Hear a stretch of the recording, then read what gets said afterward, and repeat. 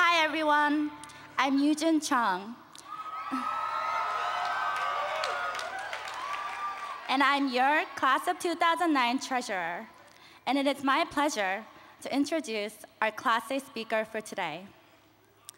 In the biography section of his book, Little Green Man, Christopher Buckley wrote that he has been an advisor to every single US president since William Howard Taft. A remarkable achievement since he was born in 1952, 22 years after President Taft's death. Luckily, nowadays, everything and everyone is Googleable. So, I was able to find the real biographical information on our speaker. For one, before our speaker matriculated at Yale, he spent a year hopping from train to train around the world, something that sounds just a little bit more exciting and interesting than investment banking and consulting. His adventures on the train resulted in his first book and in his having the distinction of being one of the few members of his Yale class of 1975 to sport a tattoo. While at Yale, he majored in the Yale Daily News and minored in English. By age 24, he was managing editor of the Esquire magazine. By 29, he was a chief speechwriter to Vice President George H.W. Bush, in which job he thought that his speeches will change the course of history.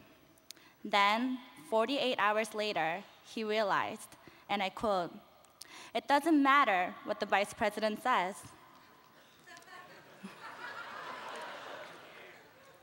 His latest novel, Losing Mom and Pop, a memoir of his parents, William F. Buckley Jr., class of 1950, and Patricia Taylor Buckley, was brilliantly arranged by our speaker to reach number 6 on the New York Times bestsellers list ranking just in time for today's speech. Our speaker is also a founding editor of the Forbes FYI magazine, has written over 60 comic essays in The New Yorker, and is a frequent contributor to both the New York Times and the dailybeast.com, where his controversial endorsement of President Obama ran last October. When asked by the YDN to preview his address, our speaker stated, "I would probably, in the first paragraph, explain how to solve the financial crisis. In the second paragraph, I think I would deal swiftly with how to achieve peace in the Middle East. And in the third paragraph, I would probably talk about how to get a job at Starbucks." I think the business and the political worlds will be listening intently for the answers to the first two problems. We graduates, however, really look forward to getting the insights on the Starbucks opportunity. Please join me in welcoming the 2009 Class A speaker, Mr. Christopher Buckley.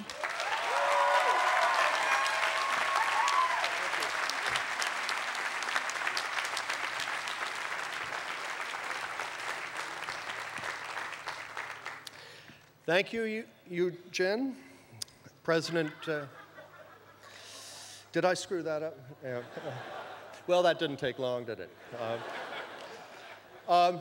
President Levin, Dean Miller, Provost Salovey, masters and deans of the residential colleges, my new BFF, Master Penny Lawrence, who's...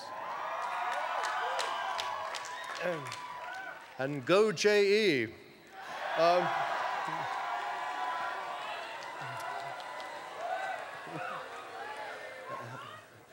Members of the graduating class. I am tickled and a bit nervous to find myself up here. As Mark Twain once said, facing a large, intimidating audience, Homer's dead, Shakespeare's dead, and I myself am not feeling at all well. I'm especially glad to find myself here today since it gives me the opportunity to make a long overdue apology. On this day, this very day, over 30 years ago, I stood here in this spot in the capacity of class historian. That's a great hat. My speech concluded by quoting a bit of graffiti that I had found in the men's room of the cross-campus library, or the Bass Library, as it's now called. You don't have graffiti anymore, it's too grand. A bathroom stall is, yes, I know, a strange place to find inspiration, but it seemed perfectly to sum up the essence of the class of 1975. So I felt I had no choice but to quote it verbatim. The problem was that its punchline contained a certain four-letter word beginning with a letter that generally designates a failing grade. Here it is in cleaned up version. God didn't create the world in 7 days. He bleeped off for 6 days and pulled an all-nighter.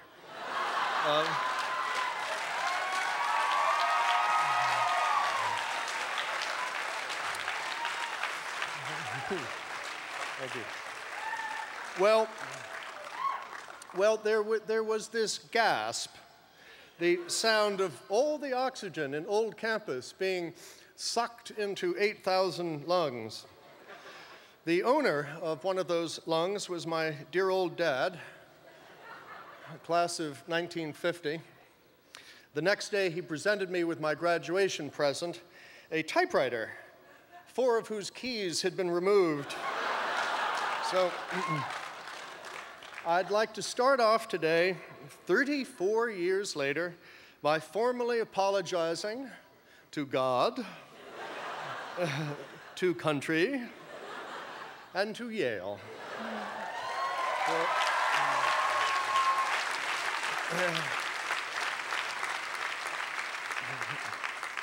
For my appalling lapse of lux et veritas on that otherwise lovely May day. Or, as we say in Washington, my prior statement is inoperative. This afternoon, you will hear only the refined and lofty sentiments typical of a Yale English major. Whether I have anything like wisdom to impart is another matter. As a witty movie critic wrote about a non-masterpiece that he had just watched, it is like a river runs through it, only there is no river, and nothing is running through it. Apart from the profane graffiti, the story that to me best sums up my time here took place on the eve of the Harvard game in 1975. The day before, Generalissimo Francisco Franco, the longtime dictator of Spain, had finally died after an interminable illness. Some people have terminal illnesses. Franco had an interminable illness. Seizing the moment, 3 plucky Yaleys got a ladder and a bucket of paint and roller brush and climbed up on top of the building that's now the Barnes & Noble bookstore on Broadway. They painted over a huge billboard in giant letters, November 20, Franco. November 21st, Harvard. On reaching the sidewalk, they were accosted by the New Haven police. They were duly frisked and thrown up against the wall, at which point the arresting officer said, "Okay, which one of you guys is Franco?"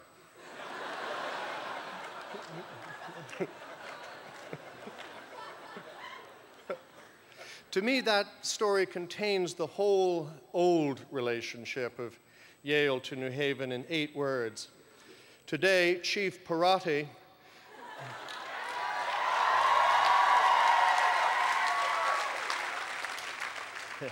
always get on the good side of the cops. You know.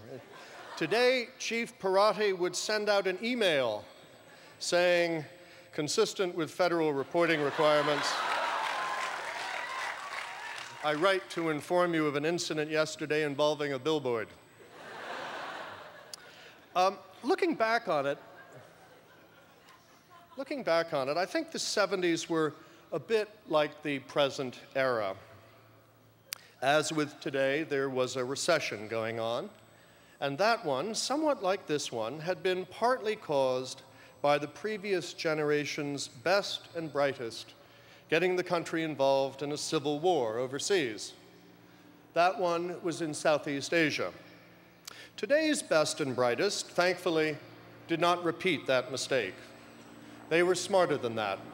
They got us into civil wars in the Middle East. It seems odd that the phrase best and brightest should be such a pejorative term. So today I will not insult you by calling you the best and the brightest of your generation. Instead, I will call you darned smart and really good looking.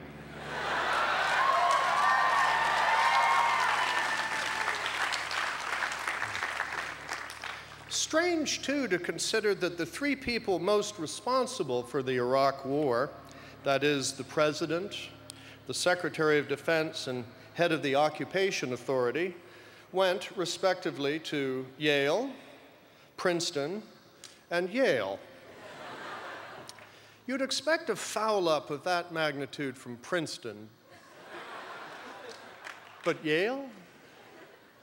But then it occurred to me that the President and Occupation Authority head had gone on to graduate study at Harvard, which explains everything. Oddly, they all three of them had one thing in common. They all went to Andover.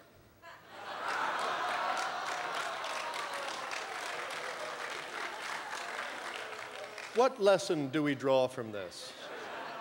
It's pretty obvious. No one who went to Andover must be allowed anywhere near US foreign policy. Now, a graduation speaker is supposed to urge you to save the world. As Twain said, yes, I quote Twain a lot, he's funnier dead than I am alive. As he put it, to be good is noble, but to show others how to be good is nobler and no trouble.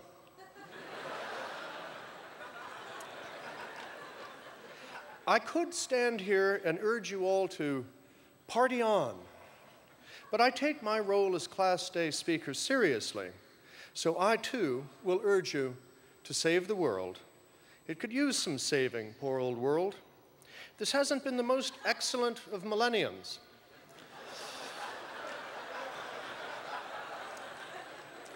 You entered your teens just around the time of 9/11. And now you're entering the job market, to use a somewhat ironic term for it, during the job market, during the Great Recession. I can hear you thinking, thank you, prior generations, thank you so much. As a French philosopher put it, the trouble with our times is that the future isn't what it used to be. Being French, he probably went on strike after saying that. What is it with the future, anyway? Why is it so uncooperative? Why can't it just get with the program? When I was a student here, we were preoccupied with the threat of nuclear war with the Soviet Union. China was still a commie dictatorship. Computers were something only those total loser computer science majors cared about. And the idea of an African-American US president was about as plausible as Ronald Reagan as president. Today, we no longer worry about nuclear war with the Soviet Union, which frees us up to worry about one of Pakistan's 100 nuclear weapons arriving in New York Harbor aboard a container ship. I never thought I'd be looking back on the Cold War with nostalgia. Life used to imitate John le Carré novels. Now it imitates Tom Clancy novels. As an English major, I'm not sure this represents progress.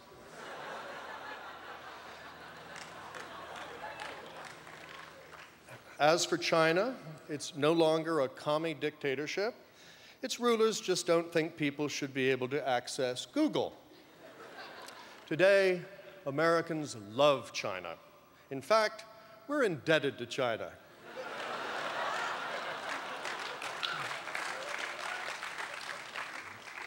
But perhaps most amazing, most cool of all, America finally elected its first African-American president.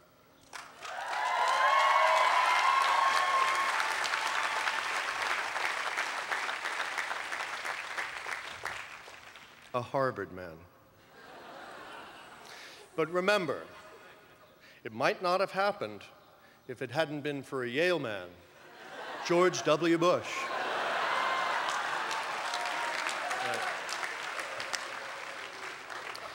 So the future is hard to call.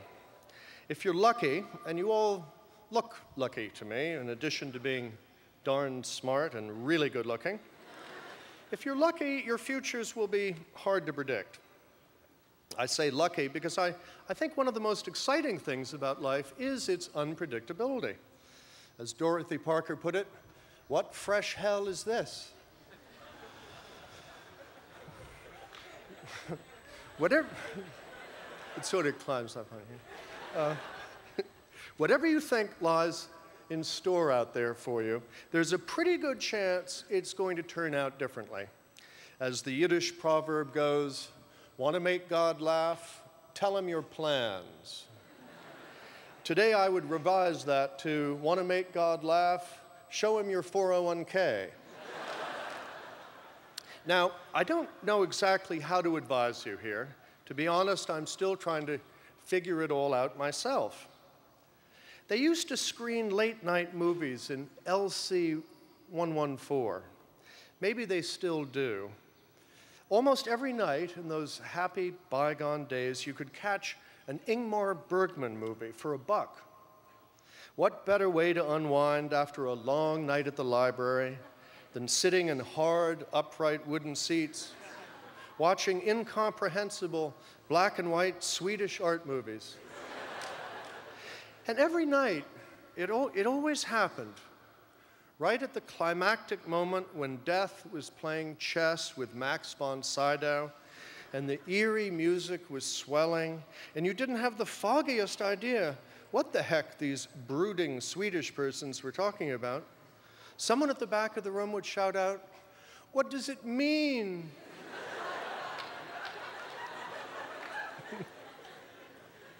Your generation, being more sophisticated than mine, came up with an all-purpose answer to that pressing existential question. Whatever. We didn't have that word in my day. It was your generation that came up with the whole concept of whatever. And on behalf of my generation, I want to say thank you. It's just brilliant and philosophically airtight. There is no proposition, no argument, dogma, asseveration, boast, or claim that can't be stopped dead in its tracks by an American teenager with an iPod in his or her ears saying, whatever. Try it. To be or not to be, whatever. The only thing we have to fear is fear itself, whatever. Mission accomplished.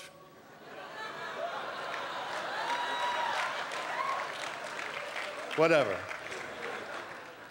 But whatever life holds in store for you, remember the words of that most quotable of American philosophers, Yogi Berra. When I come to a fork in the road, I take it. Now, your first fork is right there on the other side of Phelps Gate. And my advice to you is to take it. Fortunately, College Street runs both ways. But at some point in your life's journeys, having taken some fork or other, you'll probably look up and see a large red sign that says, wrong way. Don't worry about it. Just make sure your brakes work, because sometimes it's exciting going the wrong way. And it's always fun watching the faces of the oncoming drivers.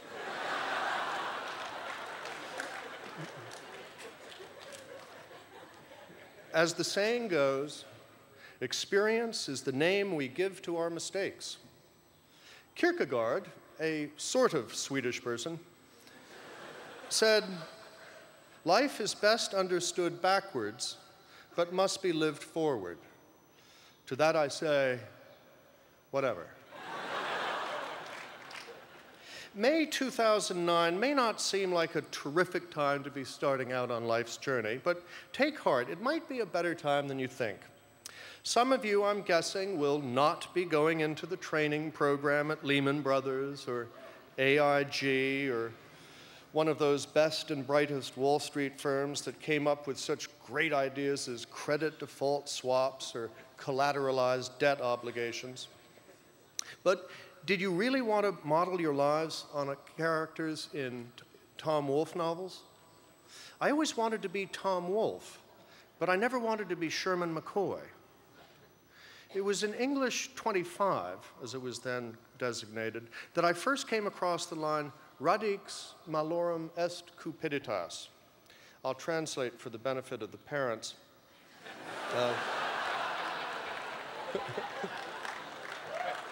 No, I know you went to college too. Money is the root of all evil. Now, being Republican, I, of course, do not believe that. But I do think Marilyn Monroe was onto something when she said, "I don't care about money. I just want to be wonderful." Remember Kierkegaard and Marilyn Monroe. That's you try it. Remember that whatever happens, there are always two ways of looking at it. We just had another one of those anthrax scares at the post office in Washington lately. Call me old-fashioned, but I remember a time when you were actually thrilled to find some white powder in an envelope.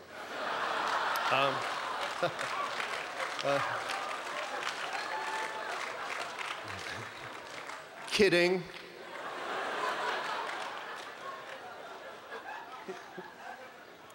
John Major, former Prime Minister of Great Britain, one day found himself in a green room with Boris Yeltsin, then President of Russia.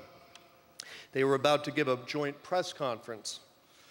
Major said, "Boris, if you had to describe the state of Russia in one word, what would you say?" Yeltsin thought for a moment and said, "Good." Major said, "Well, what if you had two words to describe the state of Russia?" Yeltsin said, "Not good."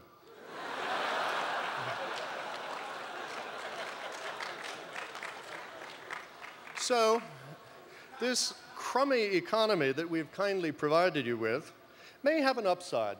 You may end up in a better place for it. Your lives may be deeper and more enriched. But whatever else happens, think of the wonderful bonding you'll experience when you move back in with your parents. How happy they all look. And now, a word to the parents. This is your day almost as much as it is their day. Not really, but I just thought you'd like me to say that. But well done, Mom. Well done, Dad. Did you ever think, back in 1988, when you were dandling them on your knees and being spit up on, that one day you'd be sitting on uncomfortable chairs on old campus, tears welling in your eyes, knowing that you had written your last tuition check to Yale University? Bula bula.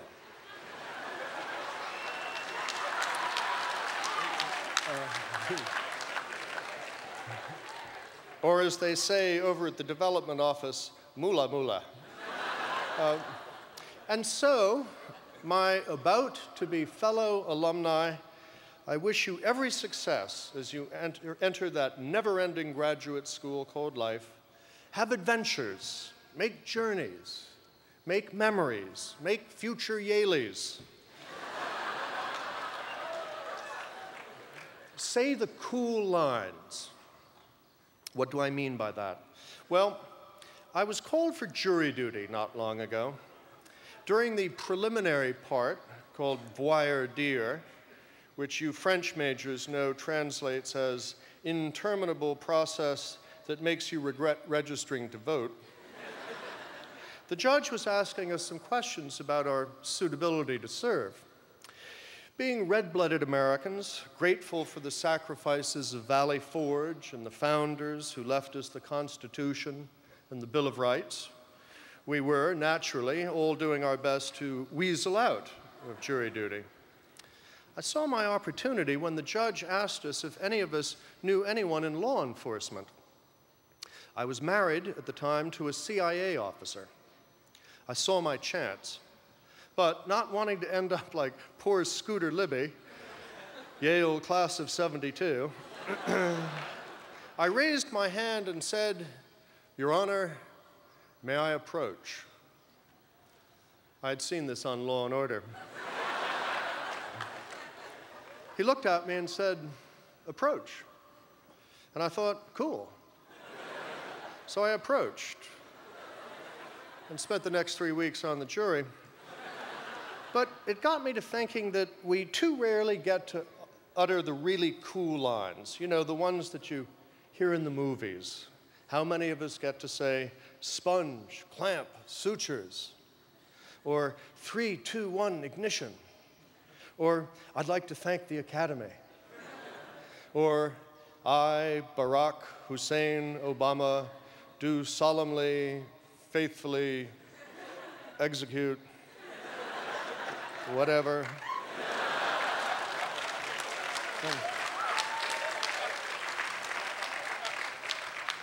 Count on a Harvard-educated Supreme Court justice to screw up a 35-word oath of office.